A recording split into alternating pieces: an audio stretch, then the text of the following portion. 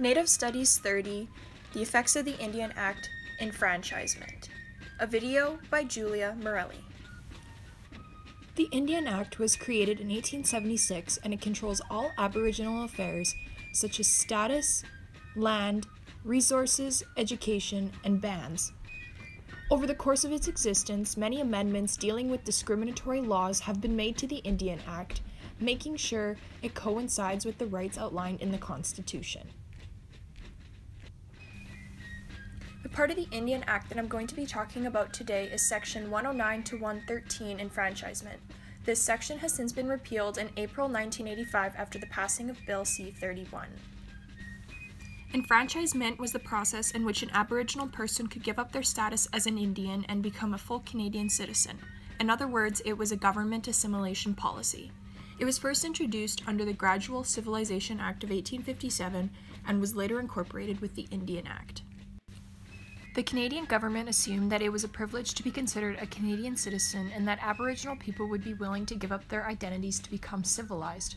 The more people that enfranchised, the less people the federal government was responsible for under the Act. Prior to 1960, if those with Indian status wanted to vote in a federal election, they would have had to apply for enfranchisement to do so. Individuals or entire bands with Indian status could enfranchise. If a man over 21 years of age enfranchised, so does his wife and kids automatically. The Indian Act made it so that enfranchisement was automatic in some cases. For example, if an Aboriginal woman married a non-status man, or if her Indian husband died or left.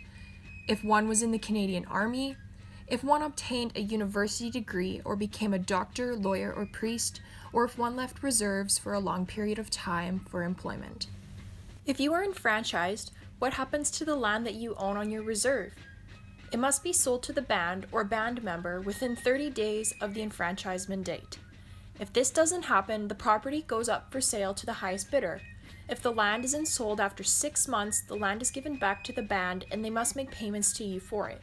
An alternative option is the land is no longer reserve land and you can occupy it and make payments to the band for 10 years. After 10 years, you would own the land. A band can enfranchise by creating a proposal showing that they are competent in becoming their own municipality, and it must be approved by the minister and governor in council. This entire portion of the Indian Act was repealed because it forced people to lose legal recognition of who they are. Losing Indian status disconnected those from their heritage, culture, and communities. Since the passing of Bill C-31, it is now impossible to lose Indian status, and those who lost it involuntarily were given it back. The current Indian Act still isn't perfect, and Aboriginal peoples continue to face challenges regarding status today. Going forward, it is imperative that Aboriginal nations are respected and recognized under a fair Indian Act to create a strong, long-lasting relationship with the Canadian government.